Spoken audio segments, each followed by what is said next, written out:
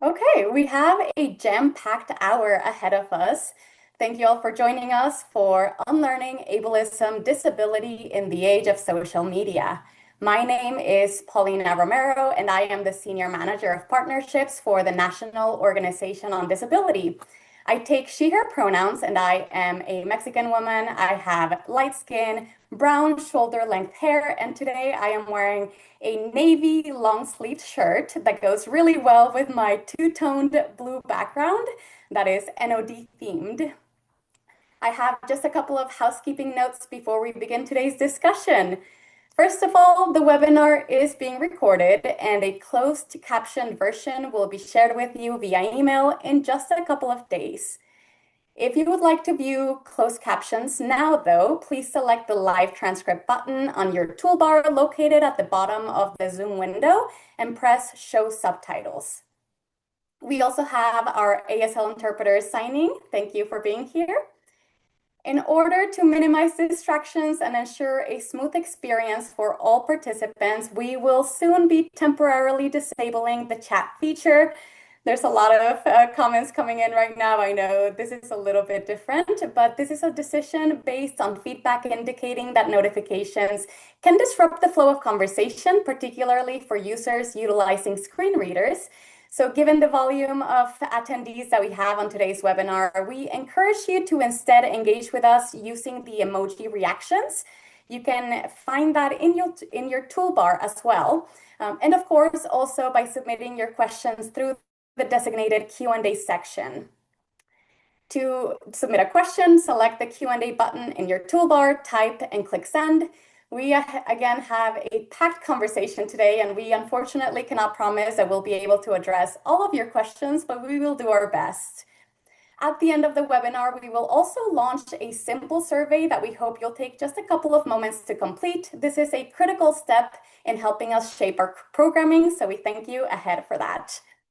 Lastly, but not least, I would like to thank our partners and our Leadership Council members for their support, which allows us to furnish high-quality educational content and make meaningful strides in the pursuit of equitable opportunity for the millions of Americans with disabilities. In my role as Senior Partnerships Manager, I do also serve as a Disability Inclusion Specialist, meaning I get to partner with our Leadership Council members interested in increasing and improving disability inclusion in their workforce. So if you would like to connect with us and we can discuss a little bit more on how we can accomplish our mission together, please reach out to us at council@nod.org.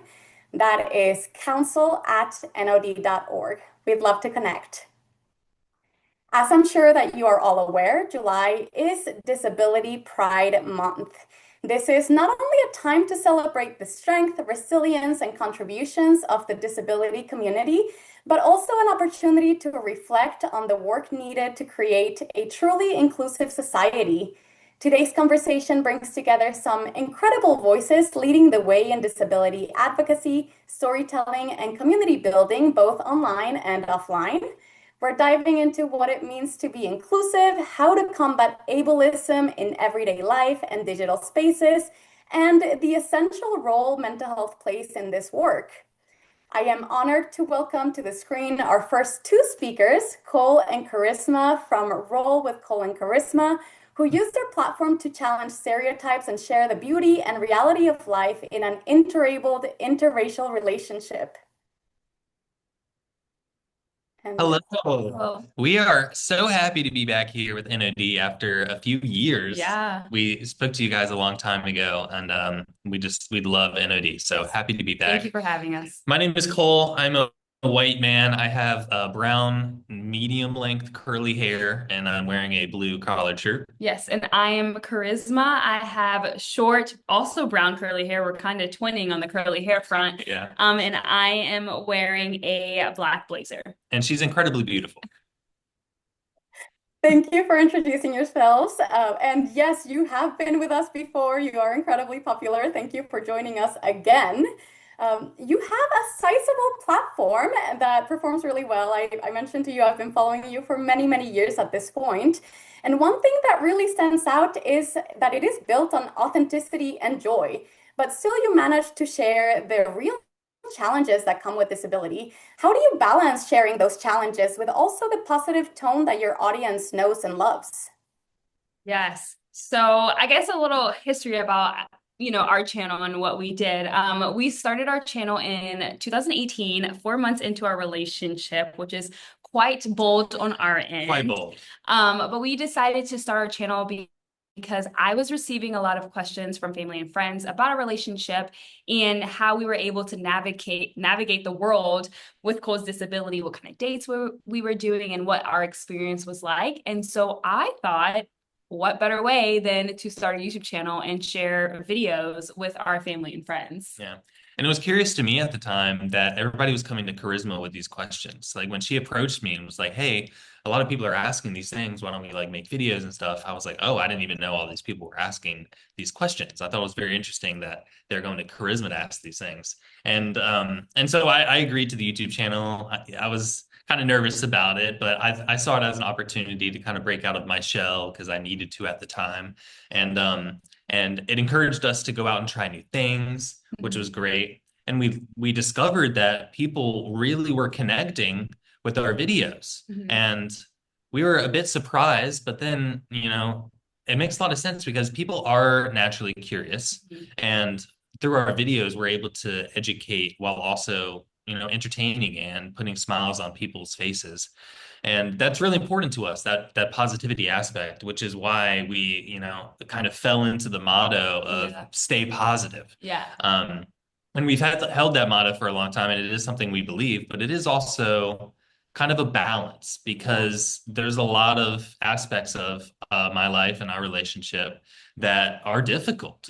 Being disabled, that adds, certain factors that make life not positive all the time. Yeah. Which is natural. Yeah, we try to share all aspects of our relationship, the good, the bad. We want to share everything because, we do travel a lot and we face a lot of issues with travel that I'm sure a lot of you all can relate to. And so we try to share those stories and those moments while sharing a way how we advocate for ourselves and how we speak up. So we definitely try to balance the good with the bad and just remain true and authentic to ourselves. And if things go wrong, we let it go wrong. Yeah. And that's okay. That's part of the journey for everyone. And we also do acknowledge, even though we promote positivity, it's a choice to be positive, but that doesn't mean that negative things aren't going to happen and negative emotions don't have value too. So we also try to reiterate that it's all about just like processing things in a healthy way. Yeah. Being honest with yourself about how you're feeling and addressing it, Yeah. and I think that's just the best way to go about life. You have to feel the negative emotions too. Like it's okay. It's a way you process and you get towards those positive emotions. Yeah. And you, of course, are able to use all of these emotions and all of the things that happen to navigate conversations around ableism, which are incredibly powerful, especially being an interabled and interracial couple. How have you found it is most productive to navigate those conversations? It's interesting because when we first started our channel, we were very skeptical when it came to talking about us being an interracial couple. Maybe nervous too. Nervous. Yeah, we were just unsure how to approach that conversation because it still does today feel a little taboo to talk about race. And so we kind of tried to stay away from that conversation and really focused on being an interabled couple. But then we noticed so much of our ableist comments were also racist comments. They were like, there's so much intersectionality there. And so what you want me to say, the 1/3 comment? Well, that's a strong one. Like one of our first comments, which is still unbelievable to me, it said, I don't understand how they're interabled when they're both 3/5 of a person. And we were like, oh my goodness, like we need to address this. It's important to talk about. So now more so we do talk about us being interracial and interabled because I think it brings a lot more misunderstanding and misconceptions when it comes to our relationship. Yeah, it's very frustrating. So like we see comments like that. We see comments like he wouldn't be with her if he weren't in a wheelchair, or she wanted a white man so bad she settled for a man in a wheelchair, Yeah. which is just disgusting on like multiple levels. Yeah. And it is very frustrating, but part of the reason we continue to do what we do is to push back against those narratives, Yes. because we have that capacity with our platform now, and we want to take advantage of that. And also having a medium, a visual medium, I think is a fantastic way for us to break down some of these misconceptions too, especially with the disability, because a lot of people have these ideas about what a disabled person can and can't do. And if you read about that not being the case, that doesn't really click as deeply as watching it not be the case. Exactly. And so through our videos, we do things that people wouldn't expect, me or us to do together. And in that way, we are able to start tackling and breaking down some of these misconceptions. Yeah, and it's an easier way for us to do it too without like directly saying, this is why you should think this, or this is ableist or whatever. We can just show it visually because some people receive that better. Yeah. And then they can just form that idea in their head, like showing how Cole can be a valuable partner and he is not a burden to me. We show that by just showing Cole, planning a special day. We show Cole, picking up, the laundry out of the laundry bin for me, just like little things like that without kind of throwing that in their face in a sense, if that makes sense. Yeah. Instead of just confronting people, we just show them. Show them through video. Yeah. So I'm hearing essentially not only stating it out loud, but also just storytelling, sharing stories, both visually and of course through speaking, and people get that way. And of course, these comments, I just have to go back, are awful to hear. I'm so sorry that you received those. Hopefully, those have slowed down over the course of your, I think, 6 years that you've been on social media. Um, as far as approaching and addressing these misconceptions, other than being very clear and vocal about these things, is there anything else that you have found is really helpful for that? We just encourage people to take time and educate themselves, right? I think we all have our own prejudices when it comes to various people and minorities, in the world. Things we don't understand, we tend to judge.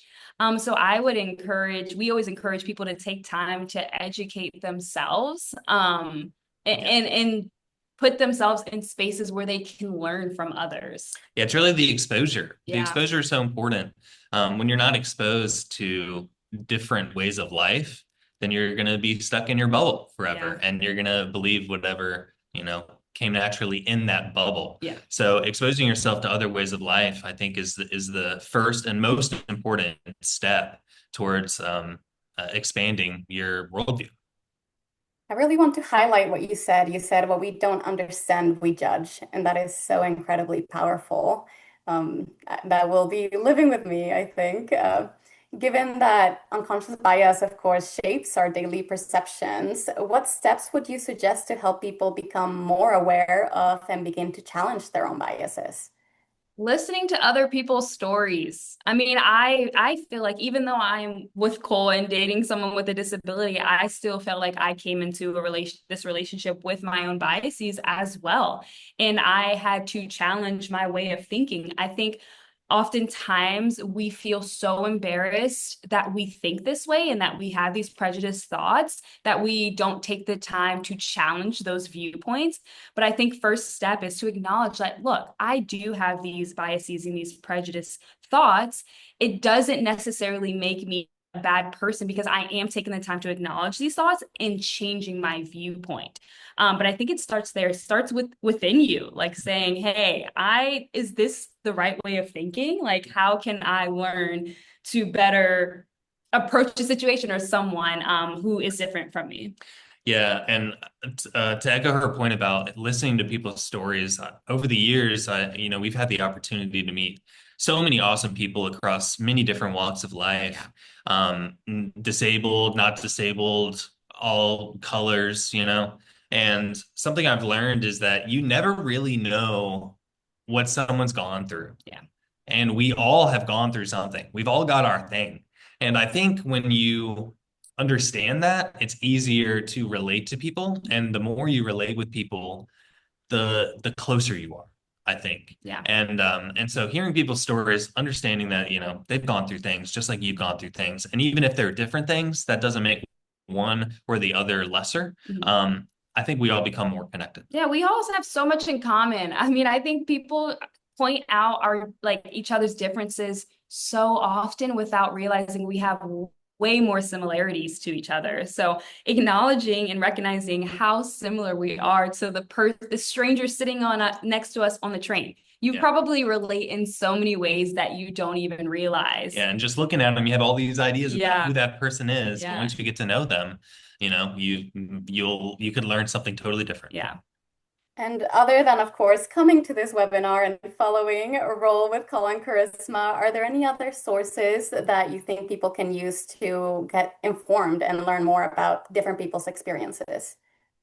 Oh my gosh. Social media is, Huge. you know, there's an abundance of awesome people that are sharing their stories. And not just like, you know, larger creators like Charisma and I mean, there are lots of creators of all sizes that are sharing their stories. And I think it's so important to engage with everybody. Yeah. Because it's just good. Even with in your own community, people who aren't even on sharing their lives on social media, there's still people in your community, in your own neighborhood, taking the time to get to know people, get to know your neighbors, whether they're disabled or not. Everyone has a story to share, and you have something to learn. Love thy neighbor. Yeah. Love thy neighbor. I have one last question before we move on. What does true inclusivity in digital spaces and in everyday life look like to you? I think inclusivity is giving everyone the opportunity to engage fully. And there are lots of ways to do that. And I think we're at a fantastic time right now, especially when it comes to digital spaces, because there are so many tools available. And so with all of these tools, as long as you're utilizing them, that inclusivity will come naturally. And we're in Florida right now. We're at the Disability In conference, and it's been really cool hearing from corporations who are leveraging lots of new stuff right now, especially with AI, to really make it easier than ever to enter or to take advantage of tools that make a more inclusive digital space and beyond. So it's really encouraging, all the things we've been learning at this conference. Yeah, and I think it's important for organizations and corporations to allow space and an opportunity for someone to share their accessibility needs as well. When we had our first meeting with NOD, Katarina, hopefully I said that right, I've been working on it, had shared how, you know, having the chat box when you have the visual screen reader on can be distracting. And so, you know, NOD took the time to change that so it can accommodate people who are hard of seeing and blind better. So that's inclusivity. Inclusivity is like allowing the space and the opportunity for someone to share their accommodation needs comfortably. Thank you for sharing that, and thank you for bringing your stories both to social media and to our conversation today. We will be bringing you back soon, but for now, we will be saying goodbye. As a reminder to all of attendees, you can submit any questions that you have for Call and Charisma in the Q&A feature. Thank you. All right.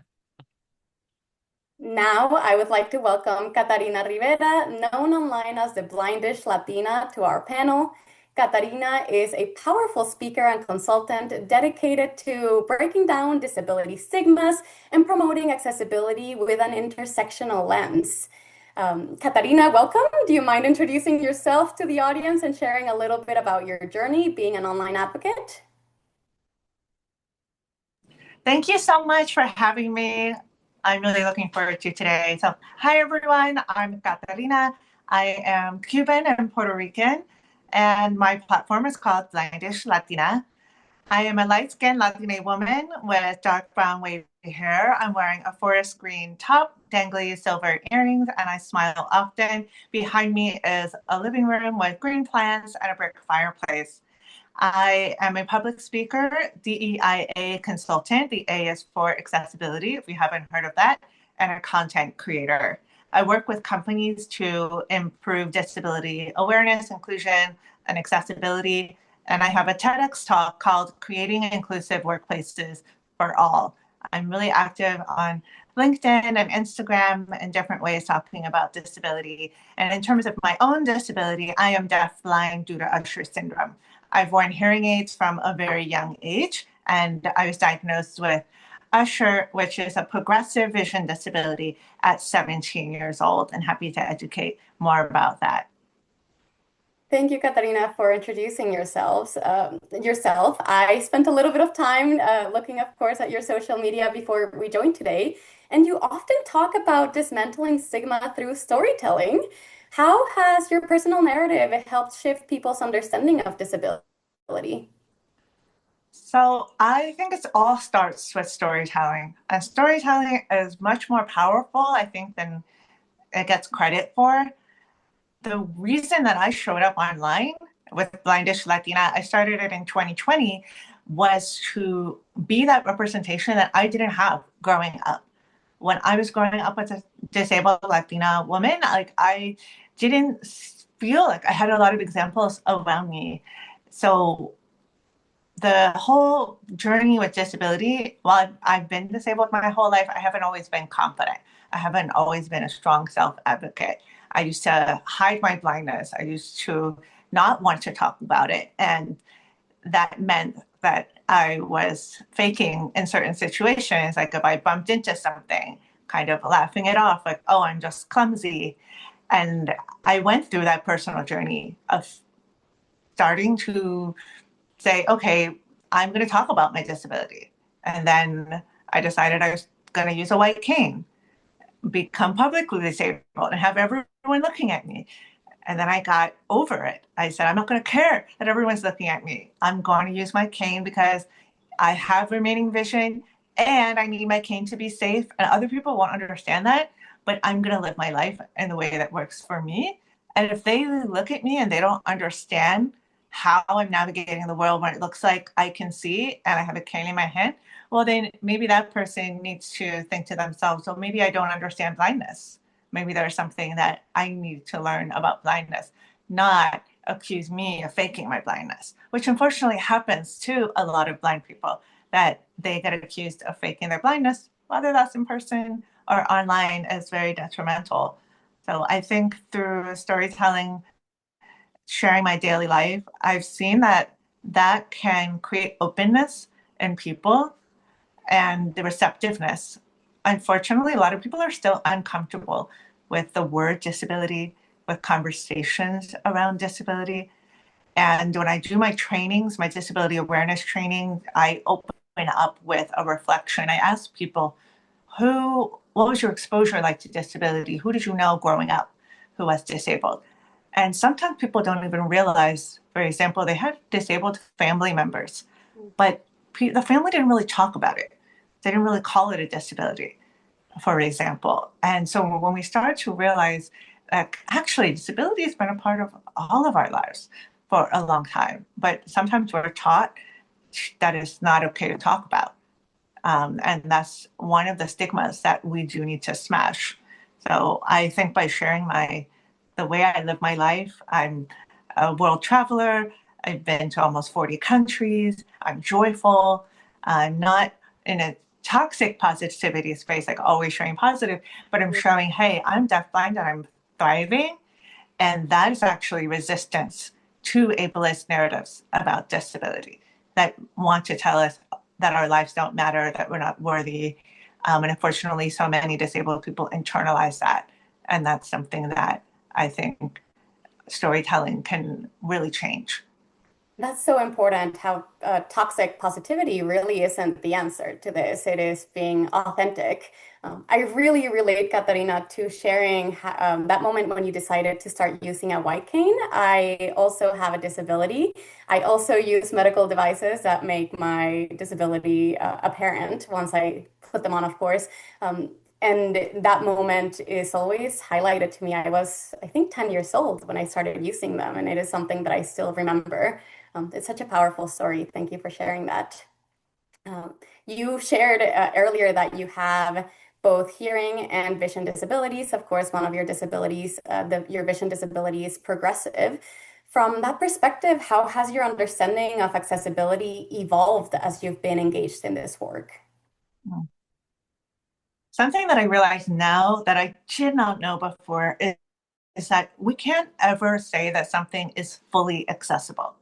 And that's really important because accessibility is a learning journey. I'm learning more, even though I'm an expert and I have a certification in accessibility. There's always more to learn because we have so many different lived experiences in the disability community. So two areas that I'm learning more about right now are about fragrances and scents and cognitive accessibility. So I think that's really an important shift for anyone engaged in accessibility change work, to see it as a journey that you're going to be on, maybe forever. So I think I've also realized that accessibility is often simple and free, like doesn't have a cost attached to it.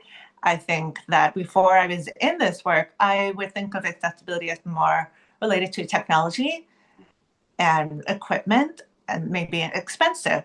However, I now realize that so many skills that I learned as a teacher, which was my first job as a bilingual elementary school teacher, are actually best practices for accessibility. And these are all free, like providing information in multiple formats, verbal, written, creating lots of time for activities, experiential learning, not just talking at people, making it interactive, having a clear schedule with timings, including breaks. Adults need breaks too, flexibility and choices. So that's something that I've learned about accessibility. And in terms of hearing and vision and having both of these disabilities, sometimes it's interesting when I encounter situations where my disabilities maybe bump up against each other or my access needs are different. And I know other people experience this as well. So for example, for blind people, audio description is a best practice.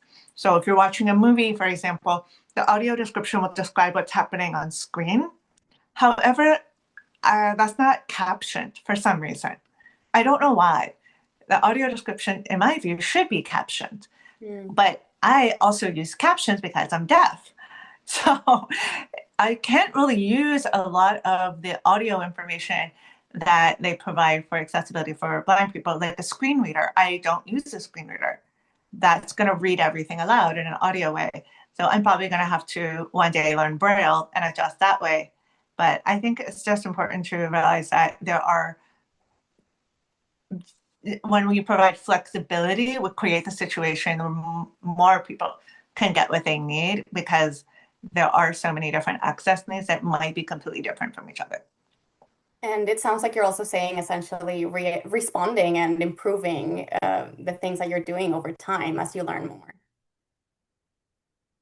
Yes, for sure.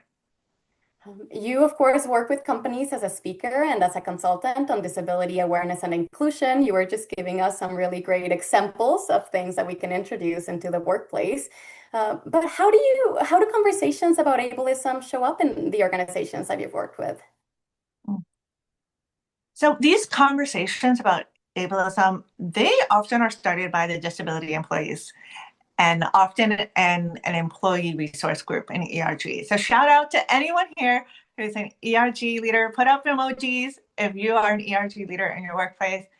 Amazing. Thank you for your work. Because you're really starting important conversations and creating a container for other people, creating that safety, because community is the space where we can affirm and validate each other and address ableism. When we're with each other, especially in a cross-disability space, then we're so powerful and we help each other become more confident, become more powerful in our voices. So I really love being across disability spaces.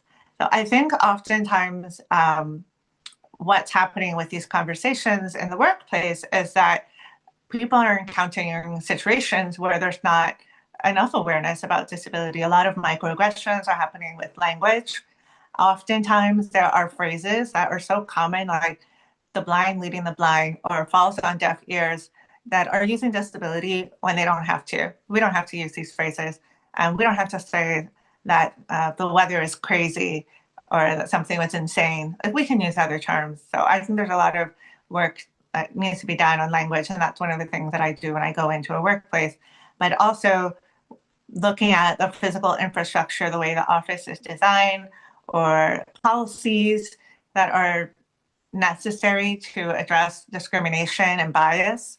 Because when someone comes in to interview and they have a physical disability and a parent disability, oftentimes people might assume that they're not able to do the role. But it's really important to talk to people directly. Okay, how would you perform the role? How would you, how have you done it before? And stay grounded in our lived experience and our realities.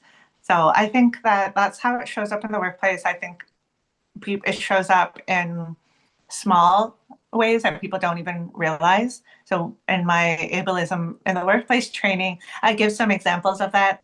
So for example, when agendas are not sent out in advance before a meeting, when holiday parties are loud and dark, when colleagues view accommodations as unfair handouts, when there are long meetings with no breaks, or the breaks are really short, when things that you need in the kitchen are on high shelves, or a microwave is on a high shelf, when communication's only happening one way, say you're in a large room and someone's giving up an announcement, and that's actually really important, and high effort doors that are really hard to open.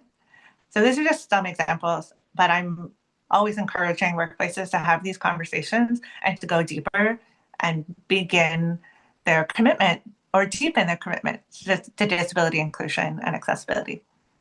Thank you. I know people will be going back to this part of the webinar when they get the recording just to listen to all of those examples again. We are going to be bringing back Colin Charisma in just a second, but I have one more question for you regarding mental health, which is of course so important. How do you think companies can center mental well-being as part of accessibility and inclusion work? Well, first, let's acknowledge it.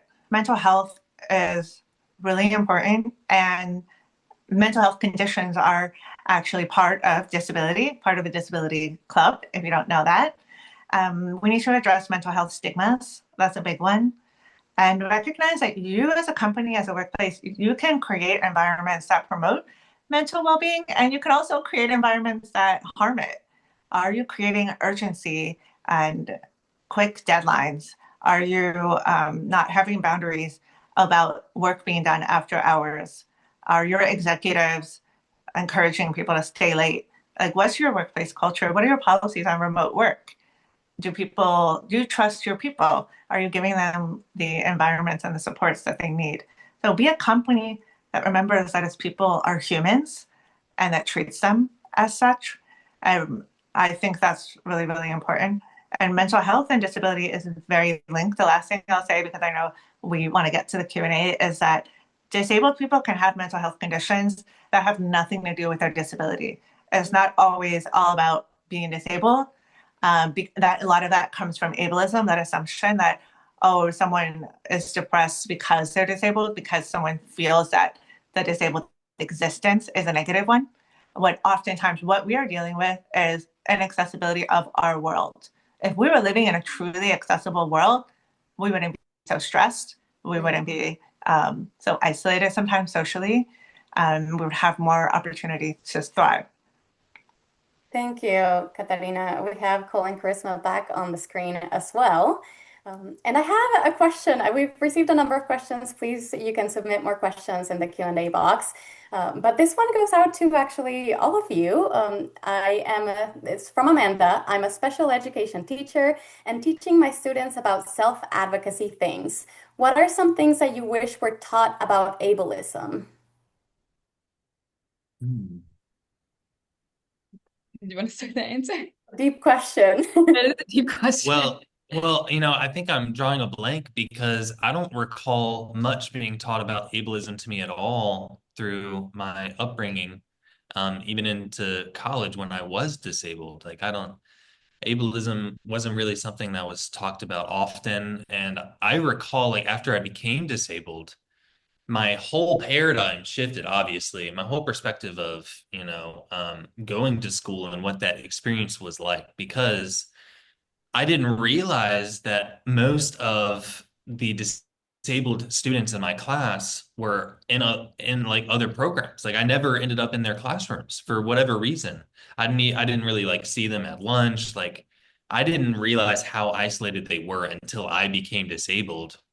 And it was I was caught off guard by that. And then, of course, the next question you have to ask is why? Why is that the case? Because I, at that point, did not become isolated because we were fighting really hard to make sure that I was in classes with all of my friends. And so I think the system might need a bit of a revamp. And of course, this was years ago, so I don't know what things are like these days. But these are conversations and lessons that I think need to be taught. And we talked so much about exposure earlier and how important and valuable exposure is in breaking down stigmas and misconceptions for people without disabilities. Yeah. And exposure to disabled kids just through classroom presence, I think would have made a big difference and would have helped me understand my disability more once I acquired it. Yeah, I think just like having conversation. We've talked to so many elementary schools and high schools and middle schools, and and they have so many great questions. I mean, kids ask every and anything, and they want to learn and they want to know. They have no fear. So I think having an opportunity for kids to learn in school is so important. Mm-hmm. I want to add to that. I love what you said, Cole and Charisma. I will add that teaching about disability history is a way to address ableism, because then you connect to culture and you have role models. Like when I feel distressed, I think about the people who cast aside their mobility aids and crawled up the Capitol steps, and I draw strength from that. And that really grounds me. Like, okay, I'm part of this community. I'm part of this legacy. I think about Judy Heumann and the 504 sit-ins. So I think that's really important to teach the kids. I also, for self-advocacy from a practical perspective, I have a workshop that I'll be launching online on August 6th, announcing it very soon, on self-advocacy and how to create scripts. I think it's really important to practice for situations that you encounter on a regular basis and have things ready to say so that you can develop that confidence with advocating for your access needs. So I have a 2-part script where basically you share anything that's relevant to them about your disability. You're not trying to have them understand your entire disability or even give the medical name, but just what do they need to know right now? And then the second part is, what do you need from them specifically? So I have one for airplanes. I'll say, I will be listening to something and I have limited vision. If you need to get my attention, please tap my shoulder. And I have it written down and I show it to my seatmate every time. And it saves me a lot of energy. So that's what I would recommend teaching kids so they can build those skills sooner than I did. I love that. Yeah. We also talked about how important storytelling is to all of your platforms. How does it feel to become a disability advocate online when you're just living your normal life? Is it overwhelming to have to take on the role when it's just your everyday life? I think maybe the opposite. When I heard about or began to learn about advocacy and what that meant after acquiring my disability, I built it up as this really big thing in my head, like this really important thing that you should be super educated on and really tackle. And I think that scared me away from accepting the label of being an advocate. Because when we started sharing our lives, I didn't necessarily feel like I was an advocate. I was just sharing our lives, sharing our experience and putting that out there, answering people's questions and responding to people and uplifting people when, they reached out in a time of need. And then all of a sudden I looked at myself and I'm like, oh crap, I'm an advocate. And I was like, oh, this is a good feeling. And that gives me a lot of fulfillment, a lot of purpose. So I don't think advocacy needs to be this gigantic thing. I think it just can be a simple conversation can make you an advocate. It can come in all shapes, forms, and sizes. Yeah. And And you can be an advocate and not and be an ally. So I don't have a disability, but I also advocate. I speak up in moments and in spaces that I notice there's inaccessibility. I take the time to learn and educate myself. are continuously educating ourselves. Like, we know a lot when it comes to spinal cord injury and physical barriers, but there's still so far and so much to learn, so much further we have to go when it comes to accessibility. But we're all advocates, you know, we're all advocating for each other, whether we're disabled, whether we're a minority, it doesn't matter. We all have to be advocates for each other. Katarina, there's a follow-up question to this one that I'm going to ask you. How do you share your story without feeling like you're complaining? Okay, how do you share your story without feeling like you're complaining? Well, I think what I'm hearing in that question is that maybe there are a lot of challenges in this person's story. And so maybe that's an opportunity to reflect and think about what's your key message. Mm. Because if you think about, okay, your story might have barriers and challenges and be hard to share. Why are you sharing it? What do you want people to do in response? And that can get you to dig a little bit deeper into the meaning and intention, and maybe even help you kind of resolve some things in your own self-reflection. But I definitely feel positively about my disability. I embrace disability pride. And so I think that helps to counteract when I face inaccessibility or when I'm sharing a story about inaccessibility. I'm always naturally balancing in my storytelling that, okay, because I want to address ableist misconceptions about blindness, I'm going to share some thriving stories now, but then we also have to address reality. So I'm going to share some other stories of the challenges, dealing with the uncertainty of progressive blindness, not knowing what's happening. How am I dealing with that? So I think there's just room for both, and all the complexity. Like, we're not supposed to be, I think, only having one way of thinking. Like, our thinking about our identity evolves over time and changes, and that's completely part of being human. That is so well stated, Katarina. Thank you. For calling Charisma, question directly for you. Do you have any recommendations of the best places to travel and things to do that are wheelchair accessible? I want to travel, but have been scared to go because I'd be a wheelchair-bound solo traveler. It's a great question. Yes. I think we also still face a lot of fear when it comes to traveling. I mean, we want to go to Europe so badly, but we ourselves are very nervous to travel. But there are great resources, and there's sorry, one second, there's someone trying to come into our door. Sorry. Sorry. But there are great resources out there like Corey Lee. He travels so much, and free Corey Lee, sorry. He travels so much, and he is constantly sharing his experiences as a wheelchair user. So I would encourage you to check him out. Yeah. I wish that we could share way more resources when it comes to traveling, but we stick to the US. But there are a lot of wheelchair accessible places in the US. But we can offer cruises as our favorite mode of travel. We found cruise ships to be quite accessible. I don't know if you've gone on a cruise, Katarina, maybe that experience is different for someone else. But with my disability, like, the rooms are great. There's no thresholds really anywhere, and all of the activities are accessible. So it's cruising has been fantastic for us. Yeah, and then when like there are tender ports and you can't get off the boat, they make sure like they have a lot of activities on ship so that you do feel like you're involved still, and there's a lot of things for you to do. And there are a lot of family restrooms. We tend to use family restrooms because we go in the bathroom together, and I do not like going into the men's bathroom, and Cole feels a little uncomfortable going into the women's bathroom. So family restrooms and single stalls are so important for us. Katarina, you're also a big traveler. Do you have anything to add there from your experience? Definitely. So I do travel a lot internationally, and I will suggest thinking about whether you can go with an accessible travel company, because there are companies around the world that offer group trips or will just customize the travel to you, and they can be your partner in designing everything. They can provide you with a tour guide.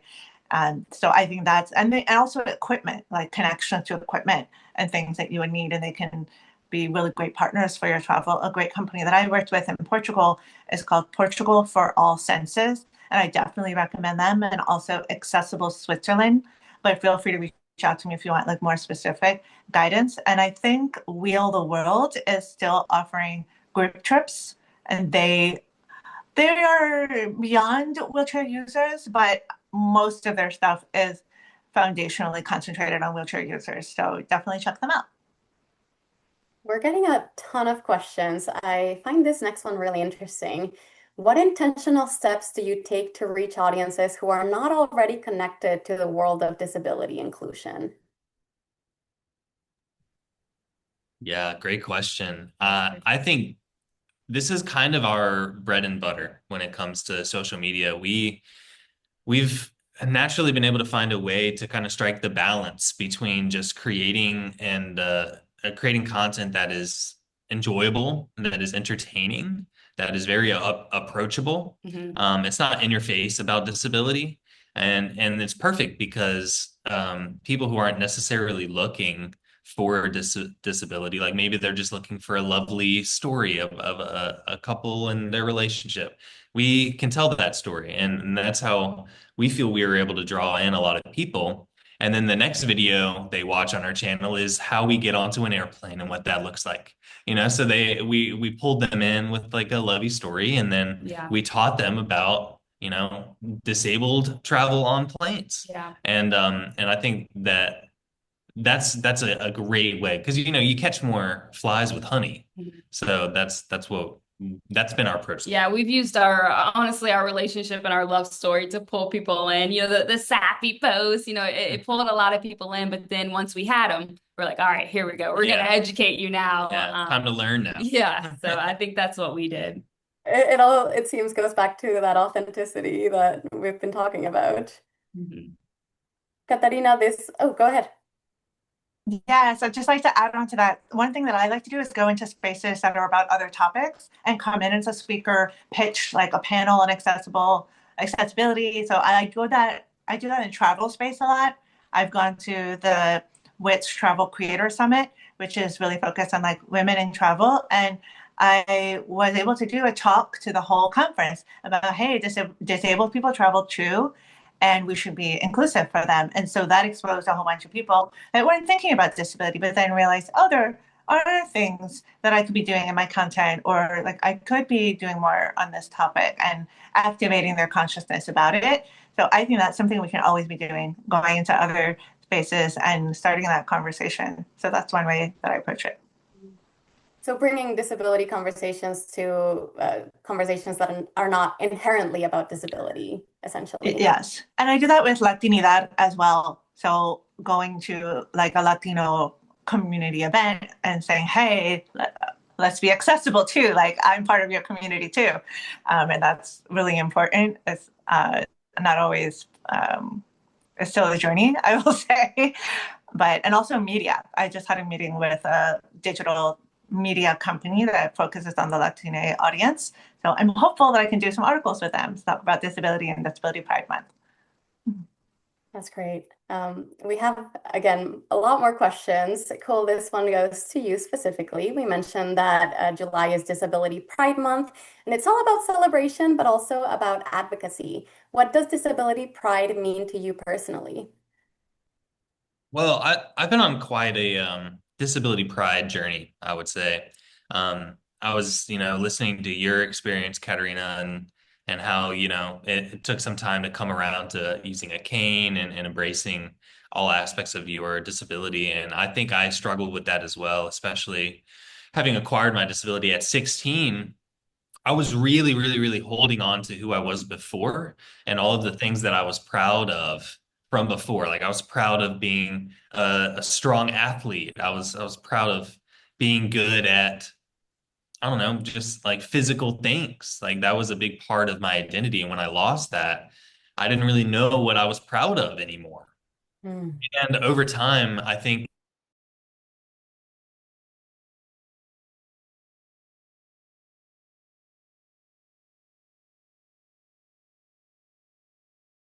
and I started engaging with those things more. For example, coaching a youth wheelchair basketball team. That was one of my first forays into like the disability space.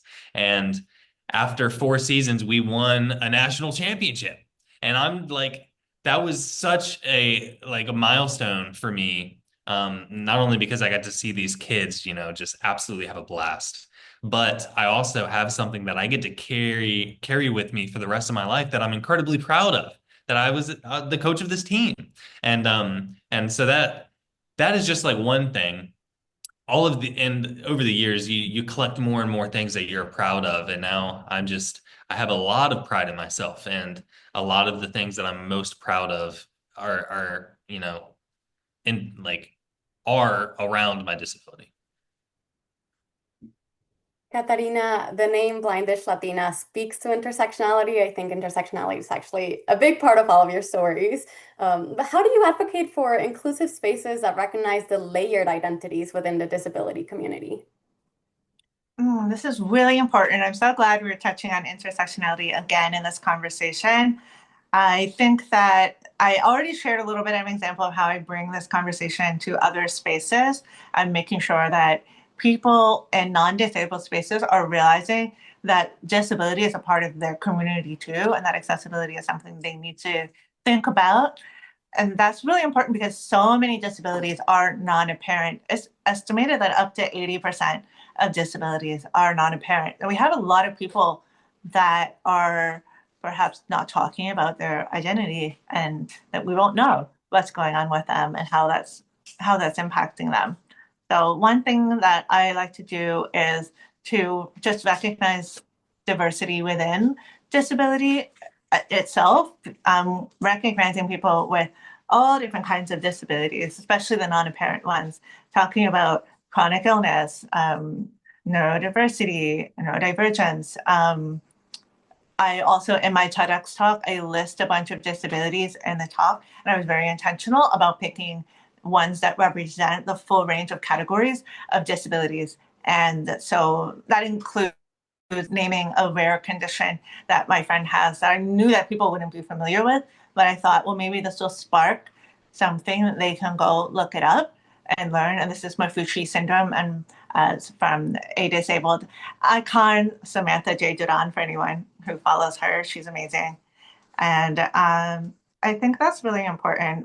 When we look at like images and what we're sharing about disabilities, unfortunately, the image of disability oftentimes is a white male wheelchair user. And we have a wonderful one here today. So this is not to knock on Cole, but when we look at disability in general, we definitely need to be conscious of who are we representing and who's in our imagery. How can we make sure that we're showcasing different ages, different races, different types of disabilities. So I was very excited when Canva, where I make my graphics, I could find like more images.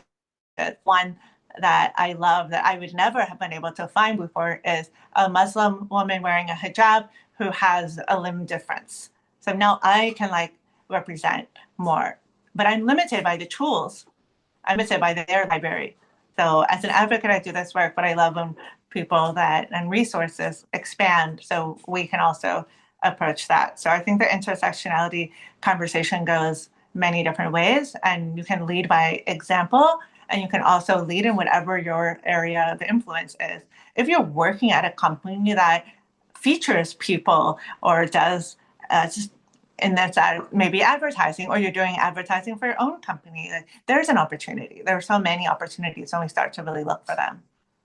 As a white user, male, I totally agree. I have time for maybe one more question. Charisma, what does good allyship look like in practice? Yes, this is a great question. I feel like throughout our journey and in our channel, I have had to learn so much about being an ally. I am an Enneagram 8. And if you don't know what that is the challenger. And it is in me to advocate. It is in me to stand up for others.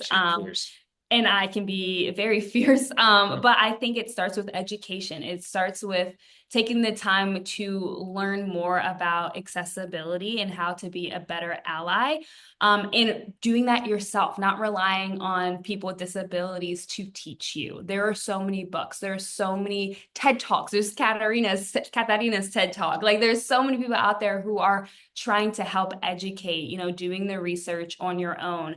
When you're in public spaces, notice the accessibility around you. If you notice that there is a curb, getting to an establishment, go up to them and ask, hey, do you have a ramp? Like if someone who needed a flat surface to get into your building, how are they able to do that? Are you making them go through the back alley to into your establishment, or do you have a ramp that you can put out to allow them to come into the space? And doing that for all kinds of disabilities. In the corporate world, making it easier for people to share their accessibility needs comfortably, whether it's anonymously or they feel comfortable sharing it non-anonymously, making the space more comfortable for them to do so. If you're having an event, having it in a place that's accessible for all, having interpreters, having captions, not having an event on grass that is hard to maneuver when you're in a wheeled device. Just really paying attention to all aspects of life. Thank you, Katarina, Cole, and Charisma. Unfortunately, that is all the time that we have for questions today. We did receive a lot more questions, and we had some attendees asking for resources and advice on handling disability in the workplace, learning more about ableist language, accessibility, and even more than that. Since we're out of time, we will be putting up a follow-up that we will be following up with you with answers to your questions. Please just leave your email so that we can reach out to you. If you ask any of those questions anonymously, we can also follow up. But before we go, I want to again thank you all for coming in and sharing your story and being part of the discussion. There's truly never enough time, but I'm grateful for what you were able to give us today. Thank you so much for having us. Yes, thank you. Thank you so much. Such a pleasure and great to be here with Cole and Charisma. Thank you. I'd like to close by letting you all know to save the date for our upcoming live event, Technology and the Disability Experience, which will be held at the Time Center in New York City on Tuesday, September 30th. This will be an exploration of the ways in which emerging technologies, including AI, extended reality, and smart devices, are shaping the accessibility landscape and changing disability inclusion in the workforce. You can visit nod.org/technology for more information. We will send you all of this information along with a recording of the webinar to your emails in the next couple of days. Until then, have a great day and thank you for joining us.